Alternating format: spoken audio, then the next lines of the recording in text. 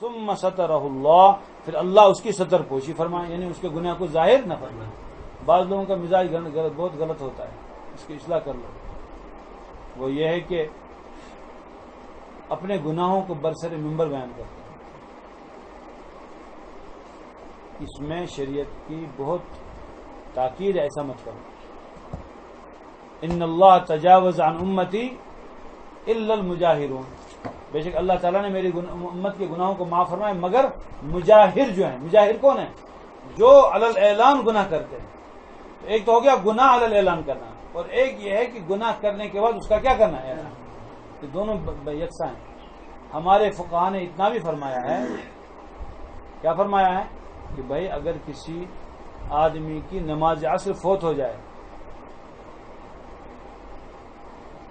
یا کوئی نماز فوت ہو جائے تو بہتر ہے جب مسجد میں وقت نکل گیا، مسجد میں جماعت ہو گئی، اب مسجد مت جاؤ، گھر میں پڑھ لو، کیونکہ مسجد میں آ کر ادا کرنے کا مطلب ہے آپ یہ اعلان کر رہے ہو کہ میں نے یہ نماز چھوڑ دی ہے جماعت کو،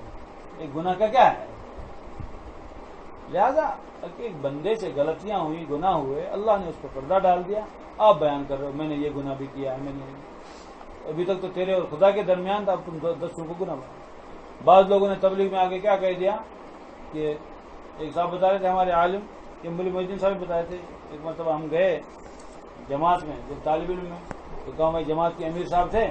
وہ کہتے ہیں تو تبلیغ میں میرے بوسس بلا وضو نماز پڑھ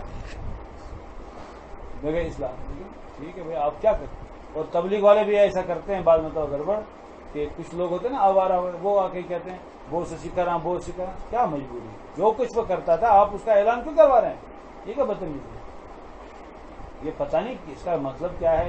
وہ تو شاید یہ سوچ رہے ہیں اس سے جماعت میں اور ہمارا اضافہ ہو جائے، تو جماعت والوں کو کوئی الیکشن لڑنے کا کیا پروگرام ہے، کیا اپنے ووٹوں کی تعداد بڑھانی ہے، یہ کیا مطلب ہے، سنت کے مطابق چلو، پھر اس کو کیا مجبوری ہے کہ آپ ممبر پر صحیح کہلوا رہے ہیں۔ وہ اتنا مجبرن کہے کہ مجھ سے گناہ ہوتے تھے، میں گناہ گار بندہ ہوں، یہ کافی ہے، لیکن گناہوں کی وجہ بہت چرس بہت کوئرن کرائیں، یہ اس سے کیا ہوتا ہے، اس سے زیادہ بدبو پھیلتی ہے۔ تو الا المجاہرون نے فرمایا کہ بھائی اللہ رب خود جناب نبی کریم صلی اللہ تعالی علیہ وسلم نے ایک موقع پر حد جاری فرمائی، پھر فرمایا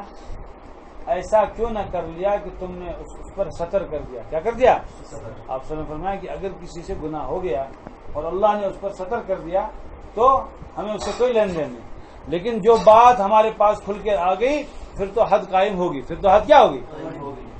ارے جتنے گناہ ہوتے ہیں سب پہ حد تھوڑی قائم ہوتی ہے، حد کس پہ قائم ہوتی ہے، جو زیر بحث آ گئی۔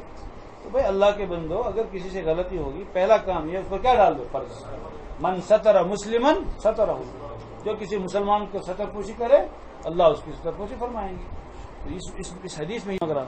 ثم سترہ اللہ، پھر اللہ اس کی ستر پوشی فرمائے، یعنی اس کے گناہ کو ظاہر نہ فرمائے۔ بعض لوگوں کا